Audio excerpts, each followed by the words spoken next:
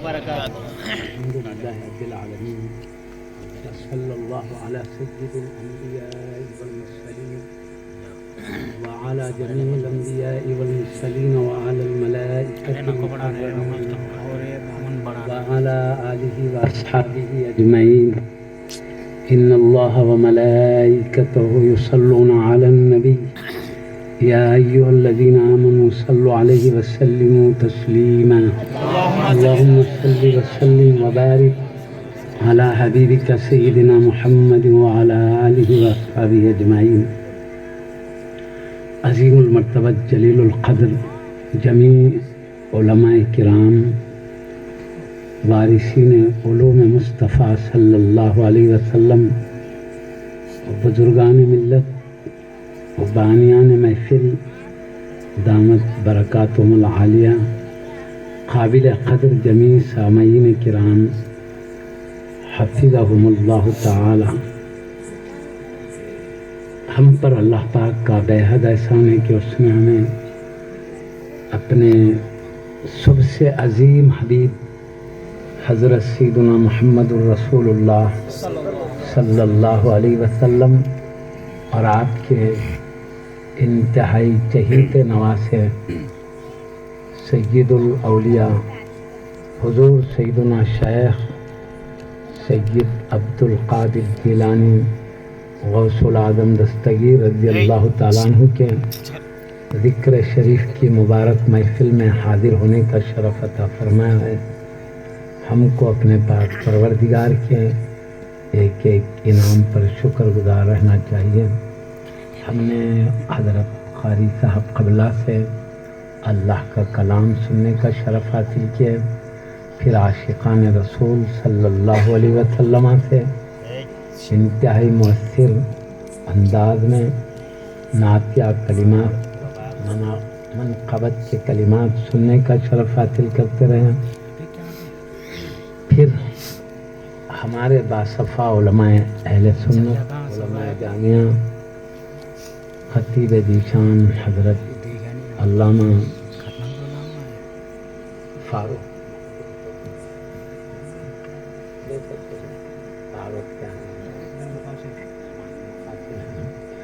علامہ فاروق مخاشن صاحب قبلہ کامل جامع نظامیہ ادام اللہ فیضم العالیہ اور خطیب ذیشان حضرت علامہ شفاعت صاحب قبلہ کامل جامع نظامیہ اور خطیب جلیل علامہ جہانگیر صاحب قبلہ ادام اللہ فیضم العالیہ سے انتہائی نورانی بصیرت افروز خطابات عالیہ سننے کا شرف حاصل کرتے رہے.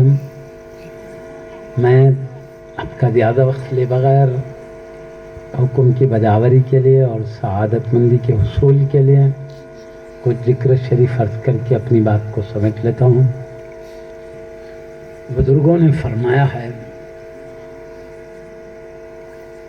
حضور غوث اعظم رضی اللہ عنہ کے بارے میں، غوث اعظم درمیان اولیاء چون محمد مصطفیٰ درمیان انبیاء. غوث اعظم رضی اللہ عنہ اولیاء اللہ میں ایسا بلند مقام رکھتے ہیں جیسے محمد الرسول اللہ صلی اللہ علیہ وسلم انبیاء میں بلند مقام رکھتے ہیں. وہ انبیاء میں اعلیٰ مقام رکھتے ہیں، یہ اولیاء اللہ میں اعلیٰ مقام رکھتے ہیں، غوث پاک رکھتے ہیں. اس طرح ہم نبیوں کے سردار کا بھی ذکر کر رہے ہیں، ولیوں کے سردار کا بھی ذکر کر رہے ہیں. دو عظیم سرداروں کا ذکر ہے. اللہ تعالیٰ کے الہام کی وجہ سے حضور غوث پاک رضی اللہ عنہ نے جامع مسجد بغداد کے منبر شریف پر یہ اعلان فرمایا، قدمی ہاذہ علی رقبۃ کل ولی للہ، میرے یہ قدم ہر ایک ولی کے کاندھے پر ہے. یہ کون فرما رہے ہیں؟ سید الاولیاء غوث اعظم رضی اللہ عنہ. میرے یہ قدم مبارک ہر ولی کے کاندھے پر ہیں. تو جتنے جامع مسجد بغداد میں بڑے بڑے درجے کے تمام اولیاء اللہ تھے، عام مومنین بھی تھے، اس میں بڑے درجے کے اولیاء اللہ بھی تھے، سب نے اپنی اپنی گردن کو جھکا دیا اسی مسجد میں جہاں آپ نے کہا میرے قدم ہر ولی کے کاندھے پر ہے۔ تقریباً 52 اولیاء اللہ مسجد میں بیٹھے ہوئے تھے، سب نے اپنی گردنوں کو جھکا کر کہا صدقت یا سیدی، میرے سردار آپ سچ کہتے ہیں، آپ کے قدم مبارک میرے کاندھوں پر ہیں۔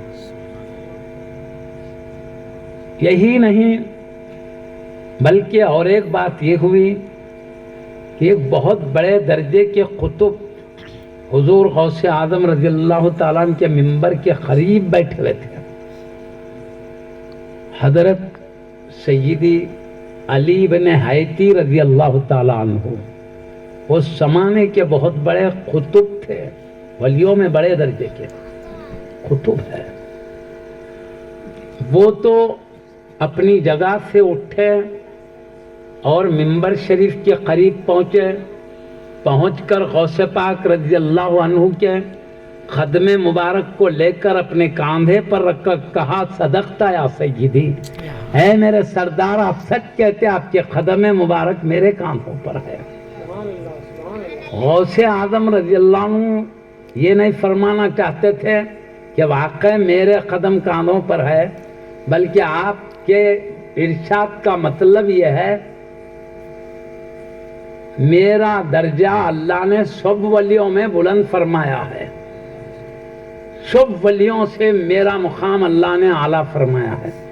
یہ مقصد تھا بلند درجے کا ذکر کرنا، واقع میں یہ مقصد نہیں تھا، قدم ہی کاندھوں پر ہے۔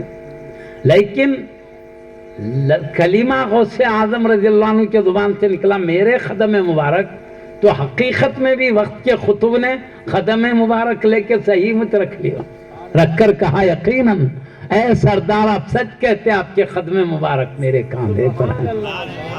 تو ایسے بھی ہستیاں غوث پاک رضی اللہ عنہ کی بارگاہ میں ادب کرتے ہوئے عجیب انداز سے نظر آ رہے ہیں، اور آپ کی آواز مبارک صرف جامع مسجد کے اندر نہیں، پورے بغداد شریف بلکہ پورے عراق کے اولیاء اللہ نے سنا۔ ہر ولی جہاں تھے وہیں سے ہی اپنی گردن کو جھکا کر کہا صدقت یا سیدی، میرے سردار آپ سچ کہتے ہیں، آپ کے قدم مبارک میرے کاندھوں پر ہے۔ صرف عراق ہی نہیں، پوری دنیا کے ولی جو جس جگہ تھے، ہر ایک ولی نے اپنی اپنی جگہ پر حضور غوث اعظم دستگیر رضی اللہ عنہ کی آواز کو سنا اور اپنے اپنے مقام پر گردن جھکاتے ہوئے کہا صدقت یا سیدی، میرے سردار آپ سچ کہتے ہیں، آپ کے قدم مبارک میرے کاندھوں پر ہے۔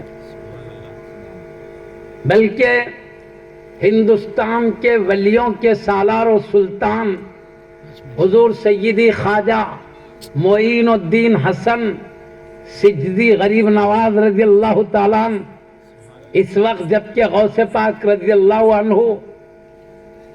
جامع مسجد بغداد کے منبر سے اپنی سیادت کا اعلان فرما رہے ہیں اللہ کے الہام کی وجہ سے، اس وقت حضور غریب نواز رضی اللہ عنہ خراسان کی پہاڑی علاقوں میں ریاضت و مجاہدات میں لگے تھے، رب کی یاد میں مشغول تھے۔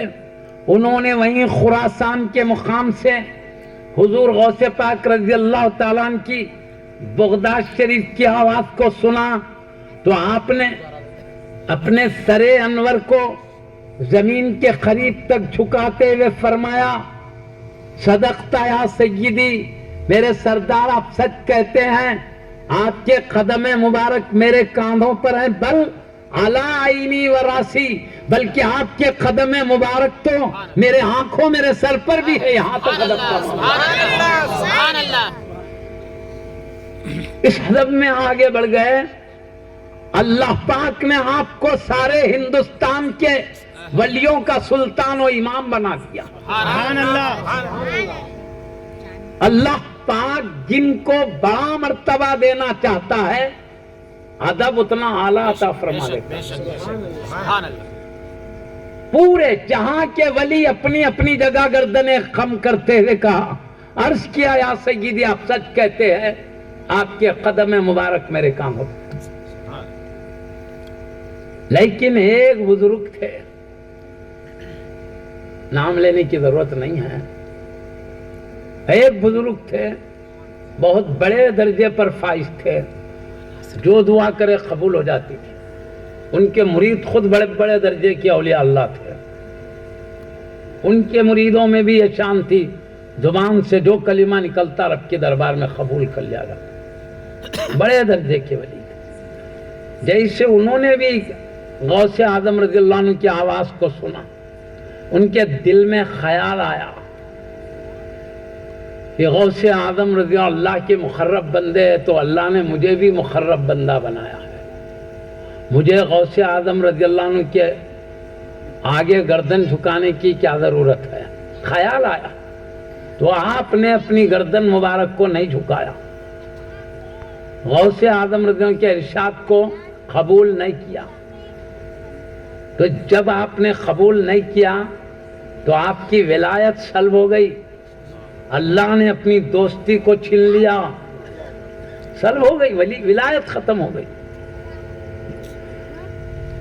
جب تک اللہ اپنی دوستی میں رکھتا ہے، نگاہ میں رکھتا ہے، اللہ کی خاص حفاظت ہوتی ہے. ولایت سلب ہو گئی، رب کی حفاظت ختم ہو گئی. تو کیا ہوا؟ ایک عیسائی لڑکی پر آپ کی نظر پڑی، انتہائی حسین لڑکی. تو بات یہاں تک پہنچی کہ اس لڑکی کے باپ نے بھانپ لیا کہ یہ ولی کی نظر میری بچی پر پڑی ہے. بھانپ لیا اس نے کہا عیسائی نے، میں چاہتا ہوں کہ اپنی لڑکی آپ کے نکاح میں دے دوں. تو بزرگ نے کہا ٹھیک ہے، میں نکاح کرنے کے لیے تیار ہوں. تو عیسائی نے موقع سے فائدہ اٹھاتے ہوئے کہا مگر ایک شرط ہے، شرط یہ ہے کہ 40 دن تک میرے خنزیر ہیں کچھ، 40 دن تک جنگلوں میں چرا کے لاؤ تو میں کروں گا نکاح میرے بیٹی. تو اب معاملہ ولایت سلب ہو گئی تھی، اللہ کی نظر کرم ہٹ گئی تھی. اس لیے انہوں نے کہا ٹھیک ہے، میرے لیے کوئی مشکل مسئلہ نہیں، میں چرا کے لا لوں گا. تو یہ خنزیر کو چرانے کے لیے جنگلوں کی طرف جانے لگے. ان کے مرید بھی بڑے درجے کے باصفا تھے، اونچے مقام والے تھے. وہ سمجھ گئے اور جانتے تھے کہ سب نے گردن جھکایا تھا، میرے پیر و مرشد نے غوث اعظم کی بارگاہ میں گردن نہیں جھکایا تھا. تو شاید اسی کی وجہ ہے وہ عظمت ختم ہو رہی ہے جو آپ کو اللہ کی طرف سے عطا ہوئی تھی. گھبرا گئے مریدین، ڈر گئے. یہ سب غوث اعظم رضی اللہ عنہ کی دربار میں حاضر ہوئے. حاضر ہو کے عرض کرتے یا سیدی ہمارے پیر و مرشد کا قصور معاف کر دیجئے، انہیں درگزر فرما دیجئے، وہ بہت غلط حالت میں چلے، ان کی حالت بہت نازک ہو چکی ہے، آپ معاف فرما دے تو مسئلہ حل ہو جائے گا. تو غوث اعظم رضی اللہ عنہ سب منظر دیکھ رہے ہیں. ایک مرتبہ جنگل میں لے گئے خنزیر کو، تو خنزیر نے بچے جن دیا. ایک خنزیر نے بچے جن دیا. تو بچوں کو گھر تک پہنچانا ہے، وہ خود چل نہیں سکتے. تو ایک خنزیر کے بچے کو ایک کاندھے پر رکھا، دوسرے بچے کو دوسرے کاندھے پر رکھا تاکہ گھر تک پہنچائے. ادھر ان کے مریدین غوث اعظم رضی اللہ عنہ سے معافی مانگنے میں مشغول ہے، ادھر حضور غوث اعظم دستگیر رضی اللہ عنہ یہ منظر دیکھ رہے ہیں کہ جنہوں نے میرے خدم مبارک کو اپنے کاندھوں پر ہونے کا انکار کیا تھا، ان کے کاندھوں پر ہاتھ خنزیر کے قدم نظر آ رہے ہیں. تو ادھر مریدین معافی چاہ رہے ہیں. ادھر غوث پاک رضی اللہ عنہ یہ منظر دیکھ رہے ہیں. منظر دیکھ کر آپ نے فرمایا دل میں کہ ان کو سبق کافی حاصل ہو چکا ہے, درس کافی حاصل ہو چکا ہے. میرے قدم کا انکار کیا تو خنزیر کے قدموں کو لے کے جانا پڑ رہا ہے. یہ ان کے درس کے لیے بہت کافی ہے. یہ دل میں سوچ کر کہا جاؤ, میں نے تمہارے مرشد کو معاف کر دیا. ادھر سے معافی ہوئی, ادھر سے ولایت پلٹ آ گئی. اسی وقت وہ ولی نے خنزیر کے بچوں کو کانوں پر دیکھ کر کہا افسوس ہے میں نے اللہ کے محبوب بندے کے نورانی قدموں کا انکار کیا تو ایک گندے جانور کے قدم میرے کاندھے پر آ گئے. افسوس کی بات ہے, صدمہ ہوا, بچوں کو جنگل میں چھوڑ دیا. عیسائی کے پاس گئے, جا کر کہا جا تیرے خنزیروں کو واپس لا لے. ایک خنزیر نے بچے جنے, وہ بھی لا لے. اب پہلے کی طرح میرے لیے تیری بچی کی کوئی حاجت نہیں ہے, تیرے بچی کی مجھے کوئی ضرورت نہیں ہے, بس اب میں یہاں سے چلتا ہوں. انتہائی صدمے کے ساتھ آپ لوٹے. حضور سیدنا شیخ عبد القادر جیلانی غوث العظم دستگیر رضی اللہ عنہ کے قریب حاضر ہو کے قدموں پہ سر رکھ دیے. کہا یا صدقتیا یا سیدی, آپ سچ کہتے ہیں. صدقتا یا سیدی, میرے سردار آپ سچ کہتے ہیں, آپ کے قدم مبارک میرے کام ہو. نعرہ تکبیر, نعرہ رسالت, غوث کا دامن, فخر دکن زندہ باد, فخر دکن زندہ باد. اس وقت پوری روئے زمین پر صرف ایک ولی نے انکار کیا تو اللہ نے ان کے لیے تعلیم کیا. پھر دوبارہ ولایت لوٹائی گئی, بلکہ بعد میں حضور غوث پاک رضی اللہ عنہ کے نگاہ کرم سے پہلے سے بھی بڑے درجے پر فائز ہوئے. اللہ نے نوازا. اور جس وقت حضور غوث اعظم رضی اللہ عنہ ارشاد فرما رہے تھے میرے یہ قدم ہر ولی کے کاندھے پر ہیں, اس وقت کیا ہوا اس کا ذکر مختلف کتابوں میں مختلف انداز سے لکھا ہے. بزرگوں نے آپ کے حالات میں لکھا ہے. جس وقت آپ یہ اعلان فرما رہے تھے اللہ کی طرف سے حضور غوث اعظم دستگیر رضی اللہ تعالیٰ عنہ کے لیے عالم بالا سے قطبیت و غوثیت کے جھنڈے لائے گئے, خلعتیں لائی گئی. حبیب پاک کی بارگاہ میں اللہ کے حکم سے فرشتے حاضر ہوئے. حبیب پاک کی اجازت اور حکم سے حضور غوث اعظم رضی اللہ عنہ کی دربار میں آئے اور آپ کی بارگاہ کے پاس آ کر آپ کے لیے قطبیت کا جھنڈا نصب کیا. جس وقت آپ اعلان کر رہے تھے اس میں آپ کے لیے تصرفات کے بیل بوٹے لگے ہوئے تھے. یعنی مطلب کیا, آپ کو تصرفات سے نوازا گیا, عطا کا تصرف بھی دیا گیا, سلب کا تصرف بھی دیا گیا. مطلب کیا, آپ کو یہ طاقتیں دی گئی, آپ جس پہ نظر ڈال دیں وہ ولی بنا دیں, اور جس پہ غضب کا نظر ڈال دیں ولایت سے دور بھی کر دیں, ولایت چھین لے. یہ صلاحیتیں, یہ تصرفات حضور غوث پاک رضی اللہ عنہ کو عطا کیا گیا. اسی ٹائم پہ پھر حضور غوث پاک رضی اللہ تعالیٰ عنہ کے سر پر غوثیت کا تاج رکھا گیا اور آپ کو خلعت سے نوازا گیا غوثیت کبریٰ کے. اس طرح اس وقت اللہ کی بارگاہ سے حبیب پاک صلی اللہ علیہ وسلم کی بارگاہ میں اللہ نے فرشتوں کو حکم دے کے بھیجا. فرشتوں نے حبیب پاک کی دربار میں اجازت حاصل کر کے حبیب پاک کے اس پیارے نواسے لاڈلے شہزادے سیدنا غوث العظم رضی اللہ عنہ کے لیے تصرفات کے جھنڈے بھی لہرا دیے اور غوثیت کبریٰ کے آپ کے سر پر تاج رکھے گئے, خلعت پہنائی گئی. اس طرح حضور غوث پاک رضی اللہ تعالیٰ عنہ کو قیامت تک کے لیے سیدنا امام مہدی رضی اللہ تعالیٰ عنہ کے اس جہاں میں تشریف لانے تک کے لیے ساری غوثیت کا منصب آپ کے حوالے کیا گیا. تو جس وقت آپ اعلان کر رہے تھے اس وقت سارے ولیوں کے سلطان بھی بنائے گئے اور پوروں کا تصرف آپ کے ہاتھ میں دیا گیا. یہ تصرف کے کسی کی ولایت سلب کرنے کی بھی طاقت آپ کو دی گئی اور کسی پہ نظر کرم کر کے ولایت کے منصبوں پر فائز کرنے کی بھی طاقت دی گئی، دونوں قوتیں۔